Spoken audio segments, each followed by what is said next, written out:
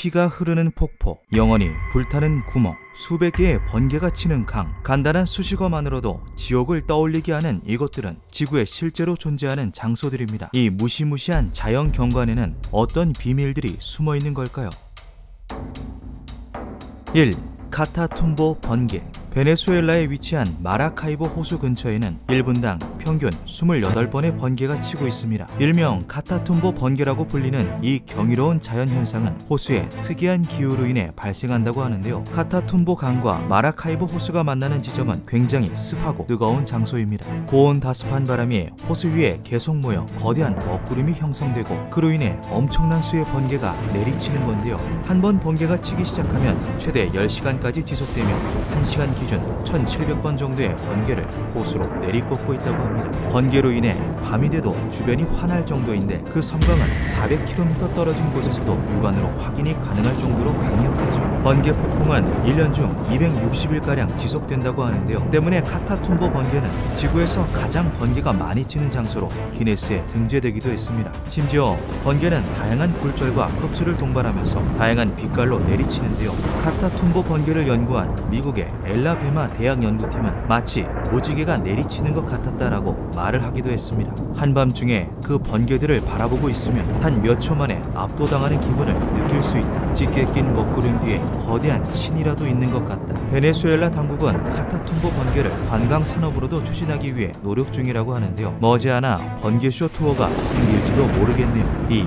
다르바자 분화구. 투르크메니스탄 아알주에 위치한 마을 다르바자. 이곳에 위치한 분화구는 지구상에서 가장 비애한 장소 중 한 곳인데요. 카라콤 사막 한가운데에 위치한 거대한 분화구는 50년째 불타고 있는 것으로 유명합니다. 지름 약 70m, 깊이 30m에 달하는 이 구멍은 현지인들 사이에서 지옥으로 가는 문이라고 불리고 있습니다. 1971년 소련은 자원 개발을 위해 투르크메니스탄 지역 곳곳을 탐사하던 중 다르바자 마을 인근에서 엄청난 양의 천연가스가 묻혀져 있는 동굴을 발견하게 됩니다. 탐사팀은 그 깊이를 가늠해보기 위해 땅속 깊이 구멍을 뚫는 작업을 진행하였는데요. 작업 도중 굴착기가 집안 밑으로 추락하면서 시설 전체가 무너져 내리고 말았죠. 이 사고로 가스가 새어나오는 거대한 구멍이 생겨버렸고 탐사팀은 주변으로 가스가 분출되는 것을 막기 위해 의도적으로 불을 붙였습니다. 몇 주 정도 불타다가 알아서 소멸될 줄 알았던 불길은 방대한 양의 가스로 인해 50년이 지난 현재까지도 불타오르고 있는 것이죠. 투르크메니스탄 정부는 이 불길을 잡고자 살수차와 헬기까지 동원해보았지만 소용이 없었습니다. 뚜렷한 방법이 떠오르지 않았던 정부는 생각을 바꿔 이 분화구를 하나의 관광 상품으로 소개하기 시작합니다. 다르바자 분화구는 헬게이트라는 타이틀을 달고 입소문을 타기 시작했고 각종 방송사와 신문사가 뽑은 죽기 전 꼭 가봐야 할 장소에 선정되기도 했는데요. 덕분에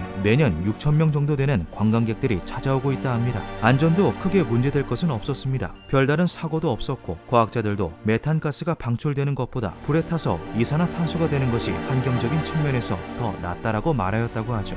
지옥을 바라보는 기분이다. 금방이라도 사탄이 긴 낫을 들고 튀어나올 것만 같다. 분화구에서 뿜어져 나오는 가스가 앞으로 얼마나 더 지속될지는 알 수 없다고 하는데요. 특수 제작된 방화복을 착용하고 분화구 밑으로 걸어 내려간 캐나다의 탐험가 조지 크로니스는 지옥이 있다면 이곳은 분명 그곳으로 통하는 길일 것이다 라며 놀라워하기도 했습니다. 3. 피의 폭포. 1911년 남극 탐험에서 돌아온 그리피스 테일러는 기자회견에서 충격적인 사실을 발표합니다. 남극이 피눈물을 흘리고 있다. 사람들은 그가 단순히 비유적인 표현을 한다고 생각하였습니다. 하지만 이것은 비유가 아니었는데요. 남극의 지역 중 하나인 맥모더 드라이밸리는 남극의 사막이라고도 불리는 건조하고 척박한 지역입니다. 해당 지역은 신비롭고 미스터리한 자연현상들이 유독 많기로 유명하죠. 피의 폭포라고 불리는 블러드 폴스가 발견된 곳도 맥모더 드라이밸리였습니다. 마치 짐승의 피를 연상케 하는 검붉은 액체는 영락없는 피의 형태를 하고 있었는데요. 이에 학자들은 홍조류로 인한 색 변화일 것이라고 추측하였으나 그 원인은 예상과는 사뭇 달랐습니다. 1960년 미국의 로버트 블랙 연구팀은 블러드 폭포의 원인을 산화라고 밝혔습니다. 액체 속의 철 이온이 산소와 만나면서 빨갛게 변하는 것이었는데요. 액체 내에 포함된 염분과 철 성분이 공기와 접하는 순간 산화 반응을 일으켜 붉은 빛으로 변하는 것이었죠. 하지만 이러한 기이한 형태의 물이 대체 어디서 흘러나오는 건지는 밝혀낼 수 없었는데요. 2003년 블러드 폭포 400m 아래에 호수가 존재한다는 것이 새롭게 드러났습니다. 약 150만 년 전에 얼음에 의해 묻혀버린 이 호수는 햇빛 한 점 받지 못한 채 오랜 세월 갇혀 있었고, 그로 인해 상당량의 염분과 철 성분을 축적할 수 있었을 거라고 추측되죠. 한때 지옥에서 흘러나오는 폭포라는 수식어까지 붙었던 블러드 폭포의 미스터리는 과학이 발달하면서 해결될 수 있었습니다. 마치 지옥을 떠올리게 하는 무시무시한 자연 경관들, 자연이 주는 웅장한 떨림은 무엇으로도 흉내낼 수 없는 것 같습니다. 기묘한 밤이었습니다. 바다의 블랙홀이라고도 불리는 블루홀. 블루홀은 해저 동굴이 붕괴되거나 암석이 용해되면서 발생합니다. 움푹 들어간 바닥으로 인해서 외부에서 볼 때 짙푸른 색을 띠는 것이 특징이죠. 이러한 블루홀은 세계 곳곳에 위치해 있는데요. 그중 이집트의 다합 블루홀은 세계 10대 다이빙 포인트로 선정될 정도로 아주 유명합니다. 130m 깊이의 절경을 가진 다합 블루홀은 다이버들에게 있어서 꿈같은 장소라고 하죠. 이로 인해 다합 블루홀은 다이버들 사이에서 천국이라고 불리기도 하는데요. 하지만 이곳에는 천국이라는 명칭 외에 한 가지 별명이 더 있다고 합니다. 바로 다이버들의 무덤이죠. 같은 장소에 이렇게 상반되는 별칭이 붙은 이유는 무엇일까요? 다합 블루홀에서 사망한 다이버는 무려 150여 명에 달한다고 합니다. 다이빙 중에 사망하는 경우 그 시신이 해저 깊숙이 가라앉거나 해류에 떠밀려가는 경우가 많아 원인조차 파악하지 못하는 경우가 많은데요. 이렇게 원인 불명으로 사망한 다이버들의 경우 대부분 경험이 적은 초보 다이버들이라고 생각하겠지만 실상은 그렇지 않습니다. 바다는 절대 예측할 수 없으며 누구에게나 평등하다. 바다에서 일어나는 사고들은 베테랑들도 예외는 아닙니다. 이와 관련 지을 수 있는 사건은 크게 두 가지가 있는데요. 2017년 7월 세계 기록 보유자인 이탈리아의 프리다이버 알렉시아 잭치니는 코치인 스테판 키넌과 함께 다합 블루홀을 찾았습니다. 잭치니는 13살 때부터 선수 생활을 하며 각종 대회에 메달을 휩쓴 재능 넘치는 프로 선수였는데요. 스테판 역시 세이프 잠수의 거장이라고 불릴 정도로 안전에 있어서는 누구보다 전문가였죠. 사전 준비는 완벽했습니다. 다이빙을 진행하는 잭치니, 그녀의 버디가 되어주며 안전을 도맡은 스테판, 현장에서 대기하며 상황을 살피던 전문 다이버들 8명, 완벽했던 기후와 바다 상태, 3주간의 사전 훈련과 다이빙 당일 실시간으로 주고받던 브리핑까지. 하지만 다이빙을 시작한 지 얼마 지나지 않아 잭치니와 스테판은 이상 증세를 호소하기 시작합니다. 마치 넋이 나간 사람처럼 방향 감각을 상실하고 밑바닥으로 추락하기 시작한 것인데요. 현장에 있던 구조사들에 의해 다시 지상으로 올라오긴 했지만 스테판은 결국 숨을 거두고 말았습니다. 전문가들은 이것이 마티니 효과에 의한 사고라고 말하였는데요. 마티니 효과란 다이버들이 깊이 잠수하면서 체내의 질소가 혈액에 녹아들며 발생하는 질소 중독으로 인해 겪게 되는 신체 이상 반응을 말하죠. 가볍게는 행복감, 심하게는 환각 증세까지 보이는데 이것이 술에 취한 증세와 비슷하다고 하여 붙여진 이름이라고 합니다. 하지만 베테랑이었던 그들은 이러한 마티니 효과에 대해서 누구보다 잘 알고 있었습니다. 또한 위급 상황이 발생할 시 바로 대처할 수 있는 대책안들을 전부 마련해 놓은 상황이었는데요. 문제는 그 상대가 바다였다는 것이죠. 그들이 100가지 경우의 수를 생각해 놓았다고 하더라도 바다를 상대로는 늘 부족할 수밖에 없었습니다. 그날 그들에게는 무슨 일이 있었던 걸까요? 다합 블루홀에서 살아 돌아오지 못한 다이버는 스테판 말고도 아주 많습니다. 그 중에서도 가장 비극적이라고 불리는 사건이 하나 있는데요. 2000년 4월 7년 경력의 다이빙 강사였던 베테랑 유리 립스키는 다합 블루홀의 아치를 촬영하기 위해 홀로 다이빙을 합니다. 다합 블루홀 내부에 위치한 아치는 다이버들의 시각적인 착각을 불러일으키는 장소라 전문 다이버들도 항상 주의를 유하는 곳이라고 하는데요. 립스키는 사전에 해당 장소에 대해 면밀한 조사를 진행한 후 바다에 들어갔죠. 다이빙에 자신이 있었던 그는 버디 없이 혼자서 다이빙을 진행하였습니다. 처음 3분여간은 순조롭게 진행이 되는 듯 했습니다. 하지만 3분이 넘어서는 시점부터 립스키의 카메라가 요동치기 시작하는데요. 그는 어느 시점을 기준으로 방향 감각을 아예 상실한 것처럼 보였죠. 마치 저 심해 밑바닥에 배수구 마개를 뽑아놓기라도 한 듯 그는 미친 듯이 아래로 추락하기 시작합니다. 립스키는 1분에 40m의 하강 속도를 보였다고 하는데요. 이는 인간이 의도적으로 내거나 버틸 수 있는 잠수 속도가 아니라고 합니다. 보통 다이버들은 1분에 15m에서 20m 정도를 잠수하며 그마저도 잠수병 위험이 있어서 실질적으로는 더 느린 속도로 잠수한다고 하죠. 그는 91m 깊이의 해저에 다다르고 나서 나서야 하강을 멈출 수 있었습니다. 살기 위해 발버둥치며 흙먼지를 일으켜보지만 이미 모든 가망은 사라진 뒤였죠. 전문가들은 그가 추락한 시점에 이미 자신의 죽음을 예견했을 것이며 5분이 지난 시점부터는 제정신을 유지하는 게 불가능했을 거라고 말합니다. 숨을 거두기 전까지 그가 느꼈을 공포감은 감히 상상조차 불가능했을 거라고도 하죠. 유리 립스키의 사고에서도 수많은 의문점들을 찾아볼 수 있는데요. 잠수 영상 초반 주변에 많았던 다이버들이 한순간 모두 사라져버린 점, 숨이 막혀 정신이 아득해지는 와중에 팔목에 차고 있던 심도계를 들어 카메라에 비추어 주었던 점, 영상 후반부 마치 심해어를 연상케 하는 의문의 괴생명체까지. 영상을 정밀 분석한 전문가들은 유리 립스키의 죽음에는 석연치 않은 점들이 많지만 그것이 비극적인 사고였다는 것에는 틀림없다라고 말했습니다. 의사들 역시 그가 질소 중독으로 인해 방향 감각을 상실하고 추락하기 시작했을 거라고 예상했는데요. 대중들도 다이버의 자만 혹은 실수로 인해 벌어진 안타까운 사고라고 말하였죠. 나는 립스키의 실수를 납득할 수 없다. 하지만 립스키의 가장 가까운 동료 중 한 명이었던 테렉 오마르의 생각은 달랐습니다. 그는 립스키의 죽음에는 보다 더 명확한 원인이 있을 거라고 말했는데요. 질소 중독의 경우 수심 40m 이상에서 발생하는데 립스키의 경우 잠수 3분 만에 해저로 추락하기 시작했으며 급격한 하강 기류에 휘말렸다고 판단하기에는 주변의 수중 부유물들의 이동 방향이 아래가 아닌 위를 향하고 있었다며 의문을 제기하였죠. 다 블루홀에서 목숨을 잃은 150여 명의 다이버들, 이들은 대부분 불분명한 사인을 가지고 있습니다. 그저 대자연 속에 많고 많은 경우의 수에 의해 희생된 걸까요? 다 블루홀 근처 해변가에는 숨진 다이버들을 기리기 위한 비석들이 줄지어 있습니다. 그 중에는 이러한 문구가 적혀있는 비석도 있다고 하죠. 영원한 다이빙을 즐겨라. 기묘한 밤이었습니다. 아득할 정도로 머나먼 옛날 거대한 지진이 시베리아 남부를 휩쓸었다. 갈라진 땅 사이에서는 용암이 솟구쳐 올랐고 대지 위의 모든 것들은 화염에 휩싸였다. 바이갈 바이갈. 절망에 빠진 사람들은 불아 멈춰라는 외침을 목 놓아 부르짖었다. 기도와도 같은 절규가 그들이 믿는 신 탱그리에게 닿았던 걸까? 불길은 수그러들었고 거대한 대지 틈 사이로 맑고 투명한 물이 차오르기 시작했다. 또다시 아득한 시간이 흘러 사람들은 깊고 깊은 이 호수를 바이칼이라 불렀다.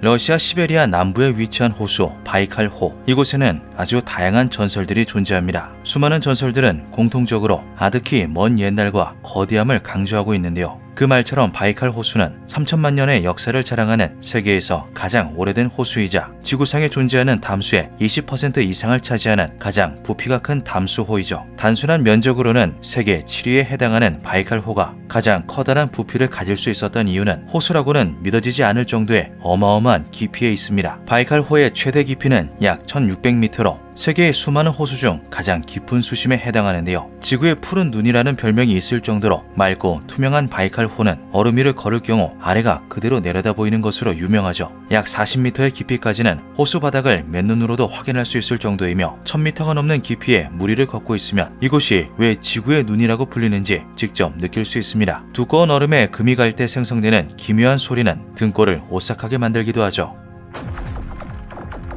앞서 소개한 바이칼 호수만의 여러 특징으로 인해 이곳에는 고유한 토착종을 비롯해 심해에서나 볼 수 있는 기괴한 생물들까지 서식하고 있는데요. 유일하게 민물에서 살 수 있는 바다 표범 바이칼 물범과 오물이라는 연어과의 물고기는 바이칼호의 토착종으로 이 지역의 상징으로서 자리 잡고 있죠. 그리고 바이칼호의 가장 깊은 바닥에는 바이칼 오일피쉬 등의 여러 고유 어종들이 서식하고 있습니다. 이들은 민물에서 서식하는 생물임에도 불구하고 심해 생물들과 비슷한 모습을 하고 있는데요. 심해 생물과 마찬가지로 엄청난 수압이 몸을 짓누르는 데다 광량과 먹이마저 부족한 척박한 환경을 견뎌야 하기에 이런 모습을 하게 되었다고 하죠. 보다시피 여타 다른 생물들과는 너무나 다른 환경에서 서식하는 생물은 마치 외계의 존재 같은 외형을 갖게 되는 경우가 많습니다. 그렇다면 아득한 심해 밑바닥에서 수천만 년 동안 고립된 상태로 살아온 생물들은 어떤 모습을 하고 있을까요? 1876년 러시아의 지리학자 표트르 크로포트키는 남극 빙상 밑에 거대한 호수가 존재할지도 모른다는 가설을 제기합니다. 이 가설은 약 100년 후 사실로 드러나게 되는데요. 지구에서 가장 큰 빙상, 동남극 빙상의 약 4,000m 아래에 거대한 호수가 존재했던 것이죠. 12만 년 전부터 여타 지하수나 다른 물줄기로부터 고립된 호수로서 존재했던 보스토크호는 약 1,500만 년 전 신생대 마이오세 시기에 급격히 지구의 기온이 하락하며 남극이 완전한 빙하 대륙으로 변모했을 당시 거대한 얼음에 덮여 외부와의 접촉이 일절 차단되었습니다. 보스토크호는 수천 미터 두께의 얼음이 산소를 가둬둔 탓에 일반적인 담수호의 50배에 달하는 산소가 과포화된 상태인데요. 어마어마한 산소 농도를 자랑했던 석탄기에 거대한 곤충들이 번성했던 것처럼 고농도의 산소는 생물의 거대화에 공헌합니다. 또한 마이오세에 지구 역사상 가장 거대했던 육상 포유류인 파라케라테리움을 비롯한 데이노테리움, 공포새, 리비아탄, 칼레코테리움 등의 거대 생물들이 도처에 널려 있었다는 점을 감안하면 남극 대륙 아래에는 상상도 못할 정도로 거대한 생물이 도사리고 있을지도 모르는 일이죠. 심지어 두꺼운 얼음이 햇빛을 완전히 차단한 탓에 보스토크호는 완전한 어둠에 휩싸여 있는 상태입니다. 때문에 외계 생태계나 다름없는 보스토크호에 대체 어떤 생물들이 서식하고 있을지는 그 아무도 예상할 수가 없는데요. 함부로 호수의 생태계와 우리의 생태계를 접촉시켰다가는 고립된 생태계가 각종 박테리아나 세균, 바이러스로 오염될 수도 있는 데다 역으로 우리가 미중류의 위험에 마주할 수도 있어 과학자들은 완벽하게 통제된 시추 작업을 통해 조심스럽게 이곳의 비밀을 파헤치고 있는 중이죠. 그 결과 빙하 코어나 호수 물과 같은 표본에서 단 한 번도 본 적 없는 다양한 유기체의 DNA를 비롯해 어류의 RNA가 검출되는 등 더더욱 궁금증이 증폭되고 있는데요. 일부에서는 오래전에 멸종된 줄 알았던 실러캔스와 같은 고생물이 뒤늦게 발견되었던 것처럼 고생물이나 다른 진화형이 존재할지도 모른다는 의견도 나오고 있죠. 한편 앞선 연구 결과는 우주의 얼음 행성에도 생물이 존재할지 모른다는 가능성을 시사하기도 합니다. 보스토크호가 그러했듯이 얼음 행성 역시도 태양에너지 대신 지열을 통해 생존할 수 있다는 것인데요. 최근 나사가 토성의 위성 엔셀라두스의 얼음 샘플에서 RNA와 DNA 형성에 필수적인 인성분을 대량 발견하며 더욱 기대감이 부풀어 오르는 중이라고 하죠. 하지만 때로는 가설로만 남아있는 것이 좋을 때도 있습니다. 미국 옐로스톤 국립공원에 위치한 거대한 옐로스톤 호수에서는 간헐천, 분기공, 온천 등을 손쉽게 발견할 수 있는데요. 과학자들은 이 호수가 화산 활동으로 인해 생성되었기 때문이다라는 지극히 합리적인 결론을 내놓았지만 이상하게도 화산을 찾을 수가 없었죠. 1960년대에 미국 지질조사국의 일원으로서 옐로스톤 국립공원의 역사를 연구하던 밥 그리스텐센은 위성 사진을 보고 옐로스톤 호수 전체가 화산의 칼데라다라는 무시무시한 가설을 세웠습니다. 그리고 이 가설은 옐로스톤 국립공원 자체가 거대한 화산이다라는 사실로 증명되고 말았는데요. 충격적인 또 하나의 사실은 경기도와 맞먹는 이 거대한 화산이 활화산이라는 것이었죠. 이에 미국 정부는 옐로스톤 화산 관측소를 설치해 1년 365일 이 거대한 화산의 움직임을 철저하게 감시 중에 있습니다. 만약 이 호수 아래 잠들어 있는 화산이 폭발하게 된다면 그야말로 인류 멸종에 준하는 대재앙이 찾아오기 때문인데요. 화산 폭발 이후의 상황을 가정한다면 이러하죠. 하늘로 솟구친 분출물들은 얼마 지나지 않아 시속 650km의 속도로 움직이는 화산 쇠설류가 되어 1100도의 고온으로 반경 150km를 휩쓸어버립니다. 강남에서 화산이 폭발했다고 가정할 시 대전 전역, 속초 일대까지 쑥대밭이 되어버리는 건데요. 이후 몇 주간 하늘에서 대량의 화산재가 떨어져 내리며 미국 전역을 암흑으로 뒤덮게 되죠. 화산재가 만들어낸 먼지 구름은 송전선을 비롯한 여러 시설의 합선을 유도해 파괴시킵니다. 화산에서 분출된 수십억 톤의 이산화황 은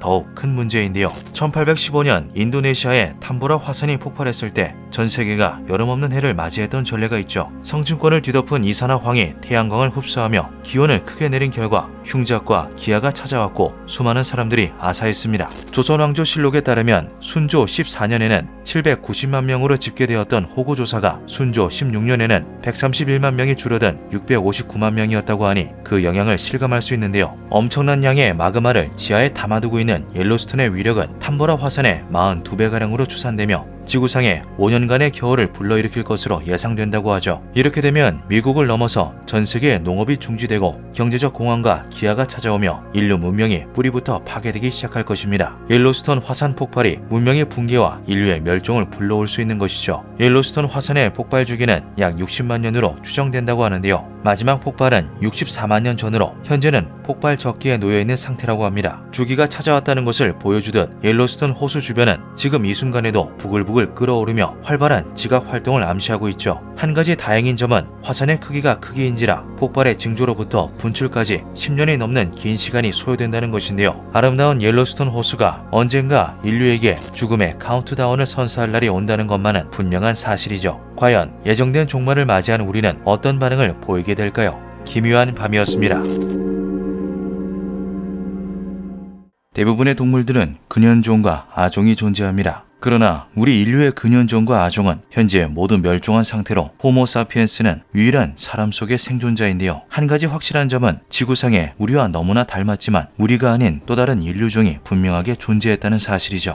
네안데르탈린, 사람과 사람 속 호모 네안데르탈렌시스. 가장 유명한 화성 인류인 네안데르탈린은 인류의 근현종인지 아종인지에 대해 논란이 분분합니다. 약 40만 년 전 출현한 이들은 35만 년 전 출현한 현생 인류 호모 사피엔스와 31만 년 가까운 세월을 함께 공존하였는데요. 네안데르탈린은 호모 사피엔스와는 확연히 다른 특징들을 여러 가지고 있었죠. 굵은 목뼈와 기다란 쇄골, 넓고 커다란 흉곽, 짧고 굽은 팔뚝, 두꺼운 손가락과 발가락뼈, 거대한 발목 관절과 함께 남성은 167cm, 여성은 154cm 정도의 평균 신장을 지녔던 이들은 매우 튼튼한 신체를 바탕으로 호모 사피엔스보다 월등한 힘을 발휘하는 것이 가능했습니다. 그러나 이런 강인한 근육질의 신체를 유지하기 위해서는 무려 4000칼로리를 매일같이 섭취해야만 했는데요. 때문에 네안데르탈린은 육식 위주의 식생활이 필수적이었죠. 현생 인류의 1.5배에 달하는 폐활량과 더불어 밀리지 않는 지능을 가지고 있던 네안데르탈린은 먹이를 사냥하기 위해 자신들의 신체 능력을 아낌없이 발휘했습니다. 네덜란드 레이던 대학의 연구팀은 네안데르탈린의 거주지에서 5.2m, 22톤의 초거대 동물 팔라에올 록소돈의 뼈들을 발견하였는데요. 조사 결과 무려 70마리가 넘는 숫자의 어마어마한 뼈들이 추가로 출토되었죠. 일부 학자들이 사자보다 상위의 포식자였다고 분석할 정도로 먹이 사슬의 최상단에 위치했던 네안데르탈린은 그 당시 그 누구보다 뛰어났던 사냥꾼이었다고 추측되고 있습니다. 10에서 30명씩 무리를 지어 살았던 네안데르탈린은 이렇게 사냥한 짐승들의 가죽이나 털로 의복, 장신구를 만들어 착용했고 스프, 훈제, 향료 등 다양한 요리 방식을 사용해 고기를 섭취하기도 했는데요. 특이한 점은 이들의 화석에서 드물지 않게 식인의 흔적이 발견된다는 것이죠. 술록을 도축하는 것과 동일한 방식으로 도살된 여러 네안데르탈린들의 뼈가 곳곳에서 발견되며 프랑스 마릴락 드 프랑에서는 무려 35%의 유해에서 뚜렷한 도살 흔적이 보인다고 합니다. 이들이 동족을 포식했던 이유로는 종교 혹은 주술적 의미에서 행해졌다, 망자에 대한 의식이다, 단순히 배를 채우기 위한 행위였다 등 여러 가설들이 제기되고 있지만 그 어느 것도 확실하지는 않죠. 강력한 포식자였던 이들은 서서히 호모 사피엔스와의 경쟁에서 밀리기 시작하며 결국 4만 년 전 완전히 멸종하고 맙니다. 서식지의 대부분이 화산 폭발에 휘말렸다, 신체적 연비가 너무 나빴다, 현생 인류와의 대전장에서 패배했다 등 다양한 가설이 존재할 뿐 정확한 멸종 원인은 아직까지도 풀리지 않은 미스터리로 남아있죠. 하이델베르크인, 70만 년 전 출현한 하이델베르크인은 현생 인류를 비롯한 여러 인류종의 공통 조상으로 추정됩니다. 이들은 약 20만 년 전까지 생존하며 현생 인류와 같은 시대를 영위했는데요. 사람과 사람 속 호모 하이델베르겐시스라는 학명으로 불리는 하이델베르크인은 거인이라고 불릴 만큼 거대한 덩치를 자랑했죠. 가장 거대한 인류종인 이들은 성인 남성의 평균 신장이 180cm를 거뜬히 넘기는 것은 물론 체중은 100kg에 달했습니다. 213cm라는 어마어마한 크기의 화석이 발견되었을 정도로 압도적인 신장을 자랑했던 하이델베르크인은 여기에 더불어 네안데르탈린보다도 튼튼한 신체를 보유하고 있었는데요. 네안데르탈린보다 넓은 타원형의 골반뼈와 크고 두꺼운 발목은 이들을 가혹한 환경 속에서도 맞서 싸울 수 있는 강력한 전사로 만들어 주었죠. 나무 몽둥이나 주먹도끼와 같은 단순한 무기에서 벗어나 창을 사용할 수 있게 된 이들은 사냥감을 선택함에 있어 크기를 가리지 않았습니다. 그와 더불어 높은 지능을 토대로 원시적인 집을 짓기 시작하고 각종 미술품을 제작하는 한편 사후세계에 대한 개념이 생겨나며 장례를 치르기도 했던 하이델베르크인은 점차 지구를 정복해 나가기 시작했는데요. 그러나 이들의 진화는 호모 사피엔스를 포함한 각종 신인류들을 탄생시켰고 결국 뛰어난 후손들과의 경쟁에서 패배하게 된 호모 하이델베르겐시스는 자연스레 멸종을 맞이하고 말았죠.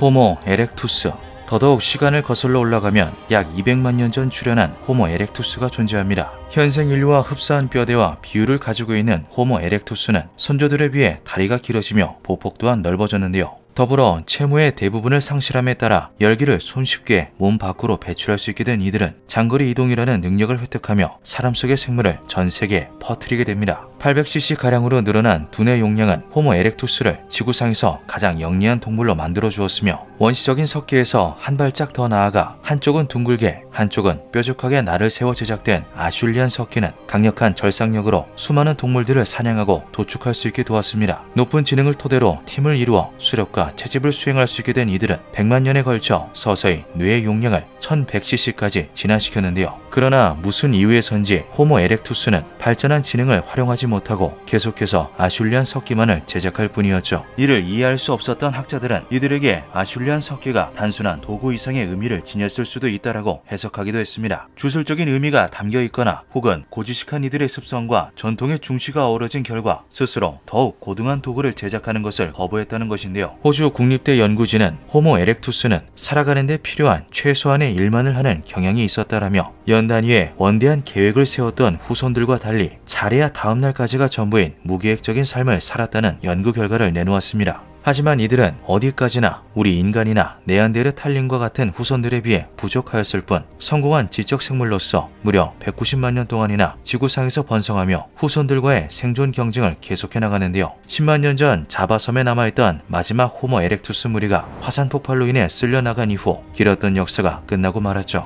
호모 사피엔스 이달2 호모 사피엔스 이달2는 그 학명만큼이나 우리와 가까운 아종입니다. 미국 에티오피아 공동연구팀이 에티오피아 현지어로 조상을 뜻하는 이달2라는 이름을 붙인 16만 년 전의 두개골들은 현생 인류와 놀랍도록 흡사했지만 완전히 똑같지는 않았는데요. 연구 결과 호모 사피엔스의 아종으로 판명된 이들은 하마, 물소 등 여러 동물을 사냥했고 강이나 바다에서 물고기를 잡았던 흔적이 여기저기 남아있었죠. 현대인보다 소폭 커다란 뇌용량을 가지고 있던 호모 사피엔스 이달2는 우리 인간처럼 도구를 제작하는 것은 물론 놀랍도록 정교한 행동을 할 수 있었습니다. 흑요석, 현무암, 석영 등 여러 광물을 용도에 따라 자유롭게 사용하며 문화를 발전시킨 이들은 한층 발전된 장례 문화를 꽃피우기도 했는데요. 망자의 두개골 가장자리를 석유도구로 다듬어 광택을 내고 턱뼈를 제거하는 일련의 과정을 거친 후 두개골과 함께 시체를 매장하는 것으로 장례를 치렀다고 하죠. 아쉽게도 이들에 대한 정보는 너무나 적어 약 16만 년 전에 생존해 있었다는 것만을 알 수 있을 뿐 정확한 멸종 시기는 파악하는 것이 불가능했습니다.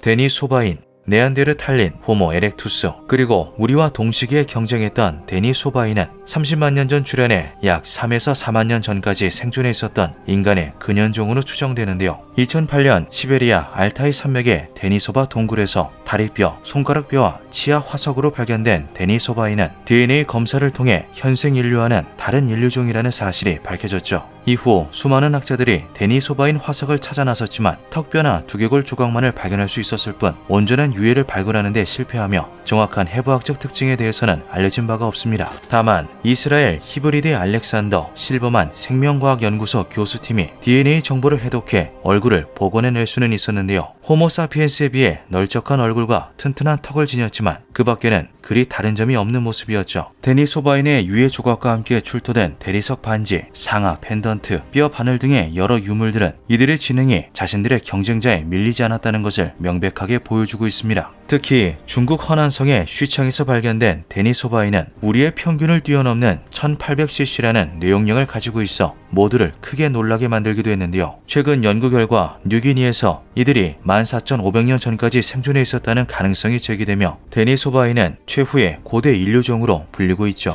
호모 플로레시엔스 2003년 인도네시아의 플로레스 섬에서 발견된 호모 플로레시엔스의 화석은 학계에 커다란 논란을 불러일으켰습니다. 분명히 인류의 화석이었지만 신장이 106cm에 불과한 데다 뇌의 용량 역시 침팬지와 비슷한 수준인 400cc에 불과했던 것인데요. 초기에는 소두증이나 외수증 등 질병에 걸린 이에 유해다라는 주장이 힘을 얻었지만 체계적인 조사 결과 이 여성이 별개의 인류종이라는 충격적인 사실이 밝혀졌죠. 약 100만 년 전 플로레스 섬에 정착한 후 섬 외수화를 겪은 호모 에렉투스가 하나의 종으로 분화한 결과가 바로 호모 플로레시엔스였던 것입니다. 평균적으로 105cm 전후의 신장을 가진 호모 플로레시엔스는 튼튼한 다리뼈와 더불어 길고 평평한 발과 짧은 엄지발가락을 가지고 있었습니다. 호모 플로레시엔스는 작은 뇌를 가졌음에도 불을 사용하고 석기를 제조하는 등 인류와 비슷한 직접 행동이 가능했는데요. 이들과 마찬가지로 섬 외소화를 겪으며 크기가 작아진 고대 포유류 스테고돈과 섬의 여러 동물들은 이들의 좋은 사냥감이 되어주었죠. 이렇게 플로레스 섬의 지배자로 군림하던 호모 플로레시엔스는 약 5만 년 전 멸종을 맞이하게 됩니다. 지층에 대량의 화산 재층이 존재한다는 것을 근거로 화산 폭발이 멸종의 원인이라 제기되었지만 멸종 시점이 호모 사피엔스가 해당 지역에 도달한 시기와 일치한다는 점에 주목한 학자들은 우리의 조상이 이들을 멸종시켰다라는 가설을 내놓기도 했죠.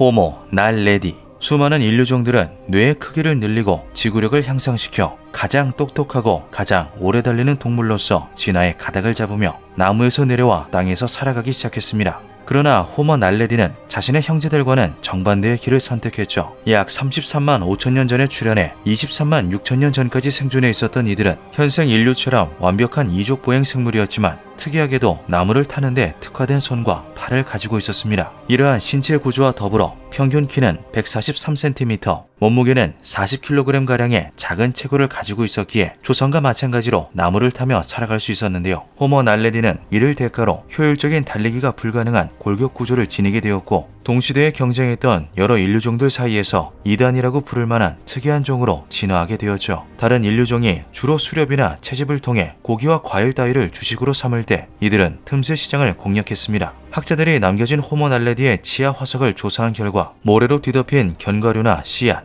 식물의 뿌리나 질긴 고기들을 먹었던 흔적들이 여럿 발견되었는데요. 다른 인류종들이 선택하지 않은 음식을 먹으며 땅이 아닌 나무로 삶의 터전을 잡은 이들은 그 결과로 뇌가 과거의 인류종보다 작은 600cc 정도로 줄어들고 말았죠. 그럼에도 불구하고 호모 날레디의 지능은 의외로 높았던 것으로 추정됩니다. 이들이 장례를 위해 시신을 집단으로 매장한 것으로 추정되는 흔적이 발견되며 4, 5세기에 대한 추상적 개념을 이해할 정도의 지능을 가졌을지도 모른다고 학계에서 주장이 나오는 중인데요. 땅 대신 나무를 선택했던 호모 날레디는 큰 뇌와 높은 육지 적응력을 지닌 현생 인류와의 경쟁에서 밀리며 약 10만 년의 짧은 역사를 마감하고 말았습니다. 이 밖에도 수많은 인류가 경쟁에서 도태되어 멸종을 맞이했습니다. 260만 년 전 출현해 약 200만 년 동안 지구상에서 번영했던 파란트로푸스는 큰 턱과 어금니, 건장한 체격으로 다른 인류종과의 경쟁에서 우위를 점할 수 있었지만 이들은 주식으로 채식을 택하며 스스로의 진화에 제동을 걸고 말았는데요. 칼로리가 낮은 채식으로 건장한 체격을 유지하기 위해 이들은 하루의 3분의 1 이상을 식사에 할애할 수밖에 없었고 그 때문에 다른 작업에 투자할 시간이 없어지고 말았죠. 또한 풀을 소화시키기 위해서 내장을 초식동물처럼 길고 복잡하게 발달시켜야만 했고 여기에 에너지를 소모하느라 뇌의 발달이 멈춰버렸습니다. 결국 파란트로푸스는 잡식으로 에너지를 섭취하며 뇌를 크게 발달시킨 타 인류종과의 경쟁에서 밀려 지구상에서 자취를 감추고 말았는데요. 그렇다고 해서 멸종한 수많은 인류종들이 아예 사라져버린 것은 아닙니다. 기나긴 역사 속에서 인류 역시 근현종, 아종과의 교배가 끊임없이 벌어졌고 그 결과 우리들의 유전자에는 멸종한 인류종의 유전자가 일부 포함되었는데요. 네안데르탈린의 유전자는 사하라 이남의 아프리카인들을 제외한 모든 사람들에게 1에서 4%가량이 존재합니다. 네안데르탈린은 극도로 혹독한 환경에서 살아남기 위해 몸에 지방을 축적할 수 있도록 진화했고 이 유전자가 우리에게 남겨진 결과 현생 인류는 비만, 당뇨 등의 문제가 생겨나게 되었죠. 또한 전세계 남성들을 괴롭히는 탈모 유전자 역시도 네안데르탈린에서 기원했습니다. 데니소바인의 유전자는 주로 태평양 섬들과 동남아시아에서 발견되는데요. 한국인을 포함한 동아시아인들은 0.2%가량의 데니소바인 DNA가 섞여 있다고 합니다. 이 밖에도 아직 밝혀지지 않은 미지의 인류종들에서 유래된 초고대 유전자들도 우리의 몸속에 녹아들어 있는데요. 부시맨이라는 이름으로 유명한 남아프리카의 코이산 종만이 유일하게 순수한 호모사피엔스라고 하죠. 수많은 종들이 멸종하는 과정 속에서 살아남으며 최후의 승자로서 지구를 지배하게 된 호모사피엔스, 그런 우리들 역시 자칫 멸종할 뻔했던 커다란 위기가 있었습니다. 7만 년 전 빙하기 이후 시작된 건조화로 인해 심한 가뭄이 찾아오며 인구수가 약 2,000명 정도로 대폭 줄어든 것인데요. 살아남은 호모사피엔스들은 필연적으로 근친 교배를 행하게 되었고 그 결과 우리의 유전자 풀은 사실상 동일하다고 말할 수 있을 정도로 다양성이 크게 줄어들고 말았죠. 좁은 유전자 풀은 바이러스와 같은 외부 위협에 인류를 노출시켰으며 코로나 사태와 같은 팬데믹을 불러일으키기도 했습니다. 사실상 인류는 높은 지능을 기반으로 각종 위협을 대비하고 해결할 뿐이지 자연의 관점으로 볼 때는 매우 약한 종족이며 상시 멸종의 위험에 놓여있다고 볼 수 있죠. 지구상의 유일한 인류종으로서 외로운 역사를 써내려가고 있는 우리들, 과연 우리들은 언제까지 살아남을 수 있을까요? 기묘한 밤이었습니다. The foreign minister of Germany, one of the United States' closest allies, went to Tehran and announced that a European payment system designed as an alternative to the dollar would soon be ready. But this is a warning sign. The canary in the coal mine. 탄광의 카나리아는 서양에서 흔히 닥쳐올 위험을 미리 알려주는 대상을 가리키는 관용구로서 사용됩니다. 이 관용구는 19세기 유럽의 탄광에서 유래했는데요. 당시 석탄은 검은 다이아몬드로 불리울 정도로 필수적인 광물이었고 수많은 광부들이 탄광으로 향하게 되었죠. 그런데 석탄을 캐던 광부들이 이유도 없이 쓰러져 사망하는 일이 벌어지게 됩니다. 영국의 의사 존 스콧 홀데이는 이것이 탄층에서 새어나오는 일산화탄소로 인한 사고라는 것을 밝혀냈는데요. 무색, 무치, 무미의 일산화탄소가 눈치채지 못하는 사이 광부들의 적혈구에 산소 대신 달라붙으며 순식간에 산소 부족으로 인한 사망을 야기했던 것이었죠. 존 스콧 홀데이는 해결책으로 일산화탄소에 민감한 카나리아를 제시했습니다. 쇠장 속에 카나리아를 담아 탄광으로 내려간 광부들은 카나리아의 상태가 위독해지면 그 즉시 작업을 중단하고 지상으로 대피함으로써 중독 사고를 피할 수 있었는데요. 이후 카나리아가 죽기 전에 외부 공기를 차단하고 산소를 공급하는 카네리 컨트랩션이 개발되며 탄광의 카나리아는 광부들의 필수품으로 거듭나게 되었죠.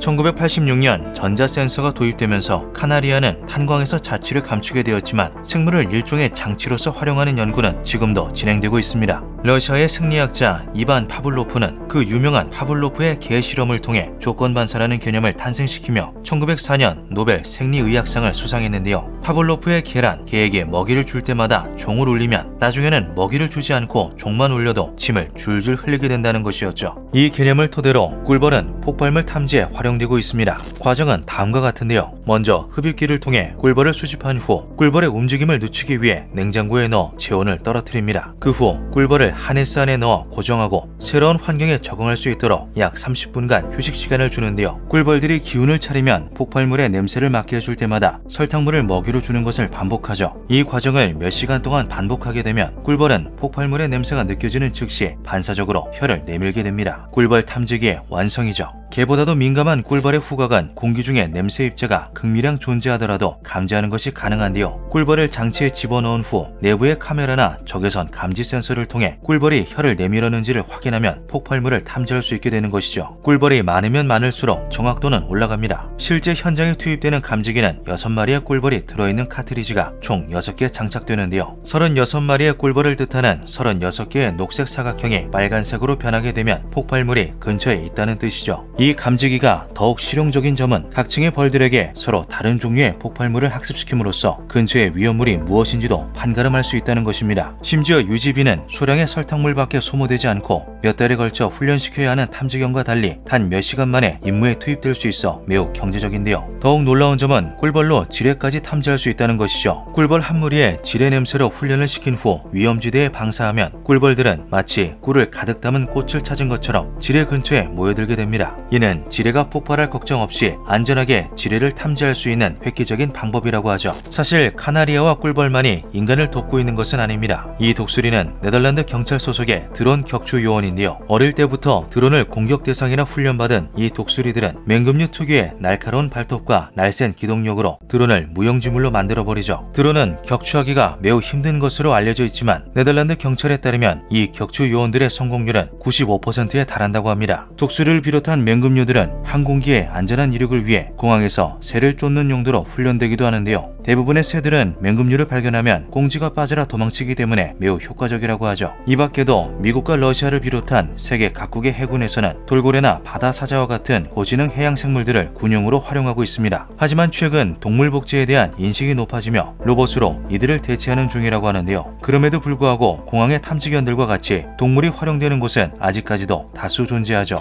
수천만 년의 역사를 지닌 진화의 결정체는 과학이 고도로 발전한 현대에도 여전히 유효합니다. 기묘한 밤이었습니다.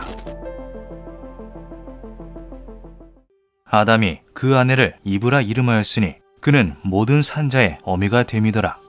체온계에는 눈금이 42도까지밖에 없습니다. 그 이상의 체온은 사망을 의미하기 때문인데요. 그런데 우리의 세포 안에는 무려 50도로 불타오르는 소기관이 존재합니다. 바로 인간이 살아가기 위해 필수적인 에너지 ATP를 생산하는 미토콘드리아이죠. 세포 내의 발전소로도 불리는 미토콘드리아는 굉장히 기묘한 특성을 지니고 있습니다. 다른 소기관들과 달리 자체적인 DNA를 가지고 있으며 세포를 통해 생산되지 않고 스스로 분열해 개체수를 늘리는데요. ATP는 성인 기준 하루에 약 50kg이 소비될 정도로 필수적인 에너지이다 보니 모든 세포에는 미토콘드리아가 포함되어 있죠. 그리고 이 사실은 인류의 조상을 찾는 데 아주 결정적인 역할을 하게 됩니다. 정자는 난자를 향한 추진력을 얻기 위해 꼬리에 미토콘드리아가 위치하는데요. 문제는 수정 과정에서 정자의 꼬리가 떨어져 나간다는 것이죠. 이 때문에 미토콘드리아는 오로지 어머니를 통해서만 유전됩니다. 세대가 진행됨에 따라 돌연변이가 발생하며 다양성이 확보되긴 하지만 그 정도가 미미해 가계도를 거슬러 올라가는 것이 가능했는데요. 과학자들은 그렇게 인류의 목의 공통 조상을 발견하는 데 성공하죠.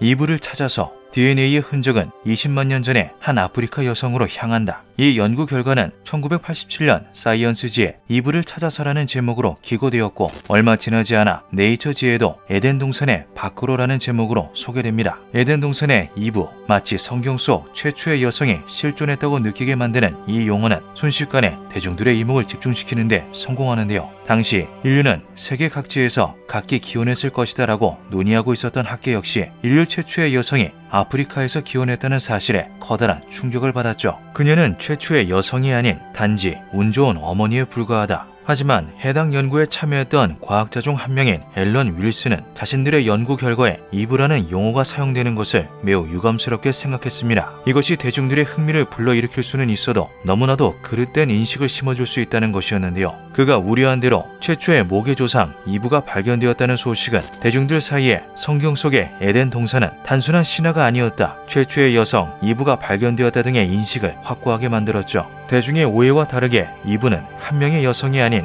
아프리카에 거주했던 여성들의 그룹이었습니다. 이는 가계도를 거슬러가는 과정에서 같은 변이를 지닌 집단인 하플로 그룹을 활용했기 때문인데요. 또한 당시 이들과 동시대를 살아가고 있는 다른 여성 그룹이 전 세계에 존재했으며 20만 년 이전에도 수많은 여성 그룹들이 존재했죠. 엄밀히 말하면 이브는 최초의 여성이 아니며 가계도의 끝에 이브가 존재했던 것은 이브의 후손 말고는 모두 모종의 이유로 대가 끊긴 것으로 추정되었기 때문이었습니다. 이는 다른 이들이 경쟁에서 밀려 멸종했다는 것을 의미하는 것은 아닌데요. 앞서 말했듯 미토콘드리아는 오직 모계를 통해서만 유전되기 때문에 딸을 낳지 못한다면 미토콘드리아 명맥이 끊기기 때문이었죠. 미토콘드리아와 정반대로 Y 염색체는 오로지 남성을 통해서만 전달됩니다. 이브와 마찬가지로 학자들은 Y 염색체의 하플로 그룹을 거슬러 올라감으로써 우리의 아버지 아담을 찾아내는 데 성공했는데요. 약 20에서 30만 년 전 아프리카에 거주했다고 추정되는 이 남성 그룹은 해부학적으로 현생 인류의 출현 시기와 거의 일치하는 시점에 탄생했죠. 이브와 마찬가지로 이 남성 그룹과 동시대에 혹은 과거에도 수많은 타 남성 그룹이 존재했습니다. 하지만 아담을 제외한 모든 남성의 혈통은 모종의 이유로 전부 끊겨버렸는데요. 이 역시 아담 이외의 남성들이 멸종했거나 후손을 가지지 못했다는 것을 의미하지는 않습니다. Y 염색체는 남성을 통해서만 이어지기 때문에 아들을 낳지 못하는 순간 Y 염색체의 대가 끊기기 때문이었죠. 그렇다면 아담과 이브의 조상은 누구란 말인가? 현생 인류의 조상인 오스트랄로피테쿠스는 약 400만 년 전 출현했는데 아담과 이브는 이들과 관련이 없다는 것인가? 아담과 이브의 존재를 알게 된 후 많은 사람들이 질문을 던졌습니다. 사실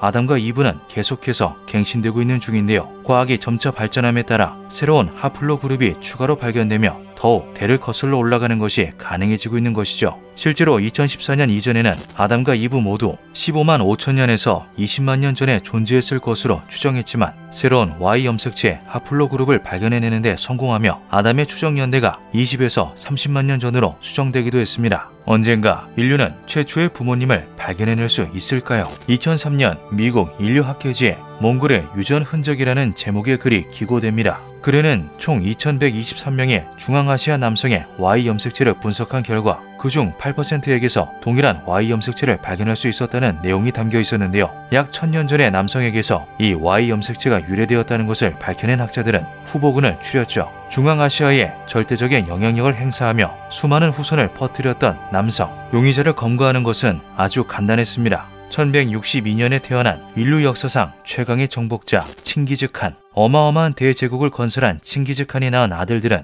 여러 왕국의 왕족을 비롯한 고위층 여성들과의 결혼을 통해 수많은 자손을 퍼뜨렸는데요. 왕위 따위의 여러 승계권은 당시 보편적으로 남성에게 있었기 때문에 모든 왕족들은 적자를 생산하는 데 심혈을 기울였고, 그 결과 칭기즈칸의 장남인 주치는 약 40명의 아들을 두기도 했죠. 칭기즈칸의 수많은 손자들 역시 각각 수십 명에 달하는 아들을 낳았고, 대대를 이으며 칭기즈칸의 Y 염색체가 철저하게 보존되며 전 세계로 퍼져나간 결과 중앙아시아 남성의 8%, 즉 전세계 인구의 0.5%에 해당하는 4천만 명의 남성이 칭기즈칸의 염색체를 물려받게 되었던 것입니다. 번식하여 후손을 남긴다. 생물의 행동 원리는 생각보다 간단한데요. 그것은 고등한 지적 생물인 우리 인류 역시 예외는 아니죠. 우리는 본능적으로 자신의 유전자가 계속해서 퍼져나갈 수 있도록 노력합니다. 그런 관점에서 볼 때 수십만 년 동안 대가 끊기지 않는 데 성공한 아담과 이브는 생물로서 매우 성공한 개체라고 할 수 있는데요. 하지만 최근에는 전 세계에서 참으로 기묘한 일이 벌어지고 있죠. 현실의 냉혹함에 견디지 못한 사람들이 스스로 번식을 포기하고 있는 것입니다. 수십만 년 동안 전해져온 유전자를 후대에 전달하는 것을 포기할 정도로, 가장 원초적인 생물의 본능조차 거역할 정도로 우리의 사회는 위기에 봉착해 있는 걸까요? 기묘한 밤이었습니다. 2024년 7월, 그동안의 상식을 근간부터 부정하는 놀라운 이론이 발표됩니다. 바로 이 자그마한 돌이 우리 인류의 기원이라는 것이었죠.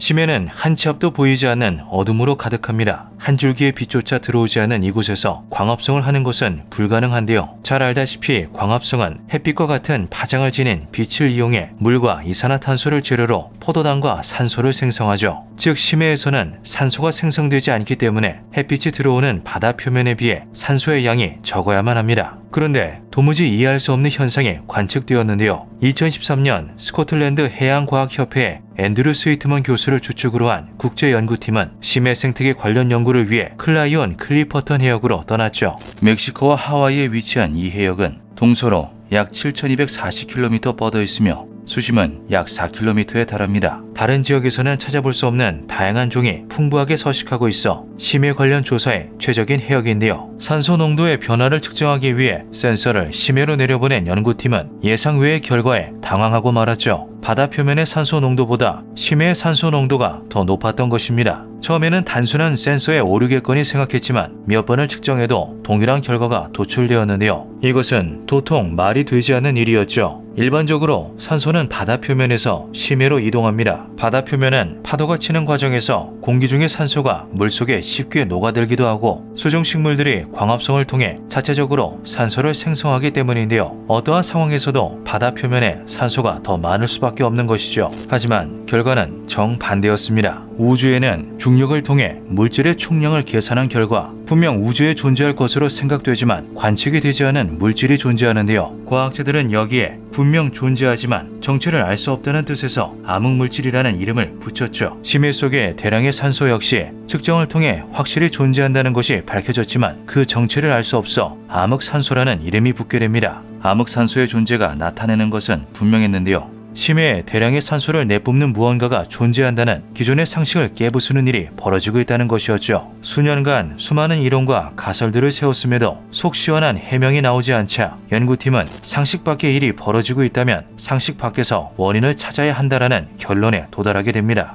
가능성이 낮다고 여겨져 한쪽으로 치워두었던 여러 가설들을 면밀히 조사하였고, 그중 연구팀에 소속된 미국 노스웨스턴 대학교의 프란츠 가이거 화학교수의 가설에서 퍼즐 조각을 찾게 되는데요. 산화철과 같은 광물이 염분을 띤 바닷물과 접촉하면 전기를 발생시킵니다. 나트륨 이온 배터리와 유사하게 말이죠. 어쩌면 심해에 가라앉은 금속성 광물들이 전기를 발생시켜 산소를 생성하고 있을지도 모릅니다. 가이거 교수의 가설대로 물은 전기 분해를 통해 산소와 수소로 분리할 수 있죠. 그러나 이를 가능케 하기 위해서는 제법 커다란 전압이 필요합니다. 물을 분해하기 위한 최소 전압, 즉 분해 전위는 이론적으로 약 1.23V이나 현실에서는 과전압이나 저항 등 여러가지 손실이 발생하기 때문에 1.5V에서 2V 정도의 전압이 필요한데요. 놀랍게도 이 정도의 전압을 지속적으로 그리고 대규모로 생성할 수 있을 만한 금속이 해당 해역에 존재했죠. 바로 망간 단귀였습니다. 망간 단괴는 망간, 구리, 니켈, 코발트 등 40여 종의 여러 금속 성분들이 뭉쳐져 해저에 가라앉은 것을 뜻하는데요. 주로 이산화망간 형태로 존재하는 망간 단괴가 나트륨 이온, 염화 이온 등의 다양한 이온을 함유한 바닷물과 접촉할 경우 산화 환원 반응을 일으키며 이론적으로 1.23V의 전압을 형성할 수 있죠. 물론 전기 분해와 마찬가지로 현실에서는 여러 손실이 발생해 약 0.9V 정도의 전압이 실제로 발생한다고 합니다. 이런 망간 단괴는 클라이온 클리퍼턴 해역의 해저에 약 211억 톤이 존재하는데요. 발에 채일 정도로 널린 망간 단괴가 다닥다닥 붙어 직렬 회로처럼 이어진 결과 물을 전기 분해하기에 충분한 전압이 지속적이고도 어마어마한 대규모로 발생한 것으로 추정되죠. 그렇게 심해 생물들 전체가 호흡하고도 남을 엄청난 양의 산소가 발생했고 이것이 암흑산소의 정체였던 것입니다. 망간 단괴가 해저에서 대량으로 산소를 생성한다는 사실이 발표되자 학계는 그야말로 요동쳤는데요. 이전까지만 하더라도 지구가 현재의 상태가 된 것은 지금으로부터 약 38억 년 전에 탄생한 남세균이 생물 최초로 광합성을 시작하며 산소를 생성한 것이 원인이라고 알려져 있었죠. 즉 대기 중에 산소가 거의 존재하지 않아 혐기성 생물이 번성했던 지구의 환경을 송두리째 뒤바꾸어 산소 호흡 생물들의 진화에 커다란 기여를 한 남세균은 과장하자면 인류의 기원이라고도 볼 수 있는 것입니다. 그러나 공고했던 이 이론이 이번 발견으로 크게 흔들리게 되었는데요. 실제로는 망간 단괴와 남세균의 합동 작업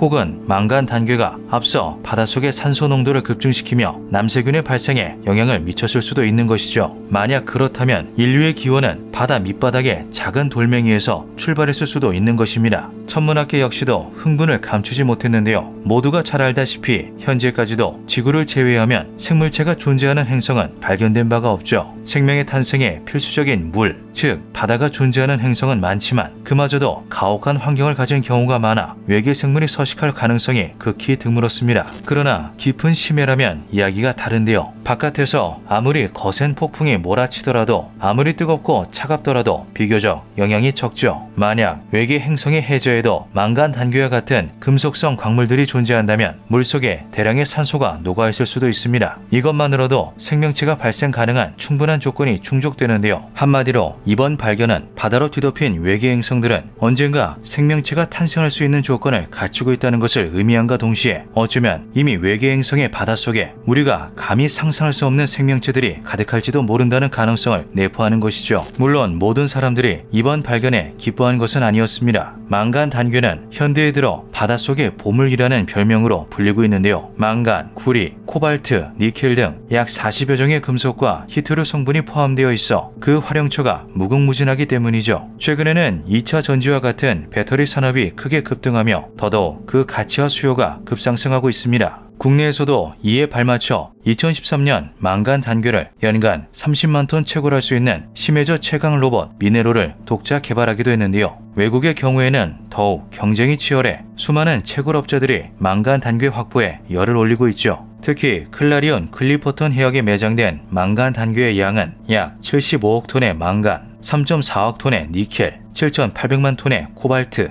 2억 7,500만 톤의 구리에 달해 채굴업체들의 각축장이 되어 있습니다. 그런데 이번 연구 결과로 인해 하마터면 심해 채굴 자체가 금지당할 수도 있는 상황이 온 것인데요. 해양 생태학자들이 해저 생태계에 대해 인류가 제대로 알기 전까지는 망간 단괴 채굴을 허가해서는 안 된다며 강경한 태도를 보이는 까닭이죠. 실제로 연구팀을 이끄는 앤드류 스위트먼 교수는 암흑산소가 해저의 생명체를 유지하는 데 결정적일 수 있다라며 망간 단괴 채굴이 생태계 그 자체를 붕괴시킬 수도 있음을 경고하고 있습니다. 해저 생태계의 붕괴가 인류에게 미칠 영향이 어느 정도일지에 대해서는 파악조차 되지 않는 실정인데요. 문제는 만약 심해 채굴이 금지당할 경우 자원 수급에 커다란 악영향이 올 수 있다는 것이죠. 당장 문제의 해역에 매장된 망간은 전세계 육상 매장량의 5배에 달하며 코발트는 9배, 니켈은 3배에 육박합니다. 만약 이 막대한 자원을 채굴하는 것을 금지한 채 지상 채굴에만 의존한다면 인류의 산업 발전에 제동이 걸릴 것이 분명한데요. 이처럼 수많은 이해관계가 얽혀있기에 이 문제는 쉽사리 해결될 기미가 보이지 않죠. 우리가 이 자리에 존재하는 것을 가능케 함과 동시에 수많은 심해 생물들의 생명을 책임지고 있는 망간 단괴, 환경보호와 문명 발전의 기로에서 우리는 언제나 고민합니다.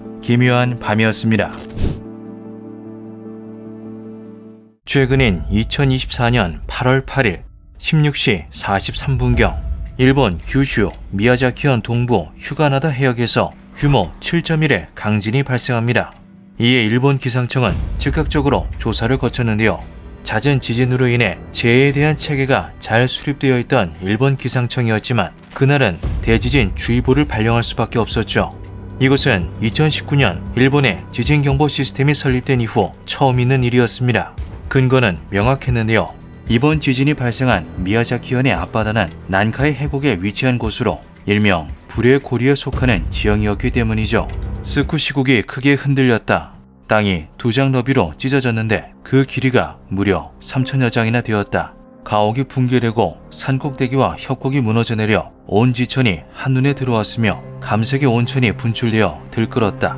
679년 스쿠시 대지진, 무스국 지방에 대지진이 일어났다. 사람들은 비명을 질렀지만 엎드린 채 설 수가 없어 가옥 밑에 깔려 압사당하거나 땅에 휩쓸렸다. 우레와 같은 바닷소리와 함께 파도가 솟아오르고 강이 역류하여 내륙 수백 리까지 물바다를 이루었다. 869년 조간 대지진, 홋카이도 해역에 대지진이 일어났다. 큰 쓰나미가 덮쳐와 해안 20에서 30정 안쪽의 민가들이 남김없이 쓸려갔다. 수많은 사람들과 셀 수 없이 많은 우마가 부지기수로 운명을 달리했다. 1498년 메이오 대지진, 운젠산에서 화산성 대지진이 발생하여 마유산의 산체가 붕괴했다. 이로 인해 발생한 쓰나미는 높이가 최대 20m에 달했다. 사망자와 행방불명자를 모두 합치니 15,000명이나 되었다.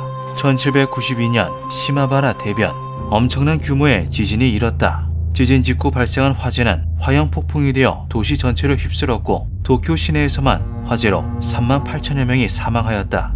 최대 높이 10m에 달하는 쓰나미가 덮쳐 총 57만 가구의 주택이 유실되고 190만 가구가 집을 잃었다. 피해액은 대략 10억 달러 이상, 재해로 인한 총 사망자는 10만 명이 넘었다. 1923년 간토 대지진, 산리쿠 연안 태평양 앞바다에서 동아시아 역대 최대의 해저 지진이 발생했다. 40m 높이의 쓰나미가 도호쿠 지방을 덮쳐 내륙으로 10km까지 바닷물이 밀려들었고 이때 후쿠시마 원자력 발전소 또한 침수되었다. 2만 명이 죽고 2,500여 명이 실종되었으며 100만 채의 건물이 붕괴 혹은 반파되었다. 2011년 동일본 대지진. 이렇듯 일본은 역사적으로 늘 지진과 운명을 같이 해왔습니다. 고대 기록에서부터 찾아볼 수 있는 일본의 지진은 규모 6.0 이상의 강진을 기준으로 추려도 매년 100건 이상이 기록될 정도인데요.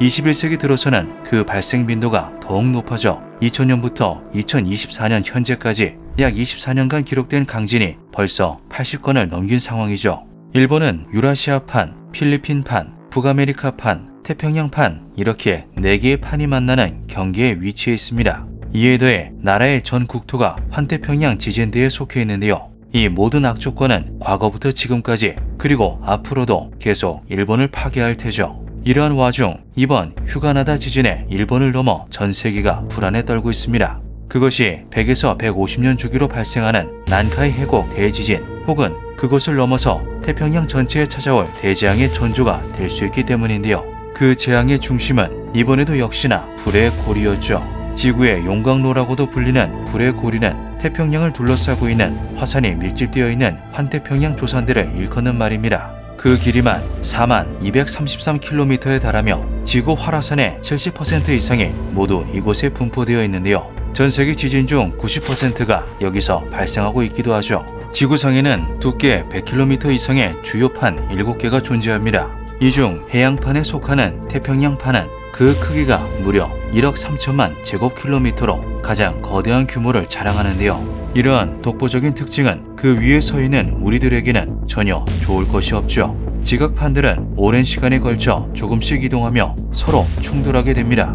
태평양판의 경우 커다란 크기에 더불어 상대적으로 빠른 이동 속도를 지녔기에 주변의 다른 지각판들과 끊임없이 부딪히는데요. 이 과정에서 지각판이 구부러지면서 발생하는 막대한 에너지는 판에 그대로 쌓이게 되고 이러한 일련의 과정이 반복되다가 쌓인 에너지가 터지게 되면 우리가 아는 지진, 해일, 화산 폭발 같은 대규모 재해가 발생하게 되는 것이죠. 이로 인해 태평양판 위에 그 중에서도 지각판이 서로 맞닿는 불의고리 위에 있는 국가들은 필연적으로 각종 자연재해에 시달릴 수밖에 없습니다. 이것은 지구가 멸망하기 전까지는 절대 끝나지 않을 연속된 재앙이며 지금 이 순간에도 찾아올 수 있는 예정된 재앙이기도 한데요. 일본의 지리적 위치로 인해 유독 피해가 돋보이는 상황이지만 사실상 그 관여기에 놓여있는 나라들은 아주 많죠. 길다란 파멸에서는 뉴질랜드와 동남아시아를 거쳐 러시아를 지나 알래스카와 남아메리카까지 이어집니다. 불의 고리 위에 놓인 나라들은 그곳이 어디든 나라가 파멸할 수도 있는 거대한 재앙으로부터 자유로울 수 없는 것인데요. 더욱 공포스러운 것은 근래 발생한 휴가나다 지진을 시작으로 불의 고리 곳곳에서 이상 현상들이 끊임없이 관찰되고 있다는 것이죠. 휴가나다 지진이 일어난 바로 다음 날인 8월 9일 도쿄 서쪽의 가나가와 현에서 규모 5.3의 지진, 10일에는 홋카이도 아사히카와시 해역에서 규모 6.8의 지진이 연달아 발생합니다. 불안감이 계속되던 가운데 8월 15일 일본 정부는 대지진 관련 특별한 변화는 관측되지 않는다라고 말하며 대지진 주의보를 해제하였는데요. 관계자는 거대 지진이 일어날 가능성이 완전히 없어진 것은 아니므로 다들 대피 경로를 숙지하고 식료품을 비축해달라는 당부를 덧붙였죠. 전문가의 예측 결과 당장에 큰 문제는 없을지 몰라도 30년 안에 거대 지진이 발생할 확률이 무려 80%에 육박한다는 충격적인 분석이 나오기도 했습니다. 이 경우 간토에서 규슈에 걸쳐 최대 높이 30m 이상의 쓰나미가 발생, 32만 명 이상이 사망하게 될 것이라고 하는데요. 그 강도는 동일본 대지진의 17배에 달할 것이라 추측되었죠. 일본이 주의보를 해제한 8월 15일 대만 동부 화롄 인근 해역에서 규모 6.3의 지진이 발생하였습니다. 화롄은 올해 4월 규모 7.2의 강진이 발생하기도 했던 지역으로 대만 또한 불의 고리에 속하는 나라인데요. 대만 중앙기상서는 올해 강진 및 여진의 발생 빈도가 확연히 증가하였다고 밝혔으며 이날 대만의 12개 현과 시에서는 국가급 경보가 발령되었죠. 이뿐만이 아닙니다. 3일 전인 12일에는 마찬가지로 불의 고리에 속한 미국 캘리포니아주의 로스앤젤레스에서 규모 4.4의 지진이 일어나 전 지역이 흔들리며 한바탕 소동이 일었습니다. 일주일 뒤인 19일 새벽에는 일본 이바라키현에서 규모 4.7의 지진이 났으며 2분여 뒤 규모 5.1의 지진이 또다시 발생했는데요. 같은 날 오전 러시아 캄차카반도 앞바다에서는 규모 7.1의 강진이 일어나기도 했죠. 먼 바다에서 발생한 지진이었지만 도시에서도 그 진동을 느낄 수 있을 정도로 강력한 힘이었습니다. 이 지진으로 인해 캄차카에서 가장 거대한 화산인 3282m 높이의 시벨루치 화산마저 분화하였는데요. 그 화산재 기둥은 9km 높이까지 치솟았고 동쪽으로 1520km까지 화산재가 퍼졌죠. 대지진이 더욱 두려운 까닭은 이처럼 화산 폭발로 이어질 수도 있기 때문입니다. 실제로 1707년 난카이 해곡의 모든 단층이 파열된 호에이 대지진의 격동에 반응한 후지산이 대분화한 기록이 존재하는데요. 1975년 이후 활화산으로 재분류된 후지산은 난카이 해곡의 출발점에 위치해 있죠. 난카이 대지진이 발생하게 된다면 후지산이 이번에도 커다란 영향을 받는 것은 정해진 수순입니다. 전문가들은 후지산을 두고 언제 분화하여도 이상하지 않은 화산이라고 말하기도 하는데요. 대지진의 발생 여부를 떠나 100년에 한 번꼴로 폭발하던 후지산이 호에이 대분화 이후 300년간 폭발하지 않고 내부에 그 힘을 응축시키고 있기 때문이죠. 각국의 외신과 전문가들은 근래 발생하고 있는 이 모든 현상들이 초거대 지진의 전조일 수 있다라고 말하며 경고하였습니다. 이로 인해 발생하는 지진은 규모가 9.0에 가까울 수 있으며 이것은 적어도 하나 이상의 나라를 괴멸 수준으로 파괴시킬 수 있는 힘을 가지고 있다고 덧붙였는데요. 이에 더해 캘리포니아주에 속한 샌디에이고 해안에서는 지진 물고기라고 불리는 산갈치가 잡혀 화제가 되기도 했죠. 최대 수심 2000m의 심해에 서식하는 산갈치는 일반적으로 얕은 해안으로는 올라오지 않습니다. 하지만 거대 지진이나 쓰나미 등의 대규모 자연재해가 발생하기 전으로 해변에서 목격되는 일이 잦아 지진 물고기 혹은 종말의 물고기라는 별칭으로 불리는데요. 이에 대해 해양 전문가 벤 프레이블은 산갈치와 대형 재해의 연관성에 대해서는 아직 과학적으로 밝혀진 사실이 없다라고 말하였죠. 산갈치가 재해 직전이나 직후에 해변에서 목격되는 이유는 아직 밝혀지지 않은 자연의 미스터리 중 하나입니다. 과연 이 모든 것은 조만간 일어날 대재앙의 전조인 걸까요? 유례없는 거대 재해 연속에 조그마한 우리들은 그저 불안감에 떨 수밖에 없습니다. 기묘한 밤이었습니다.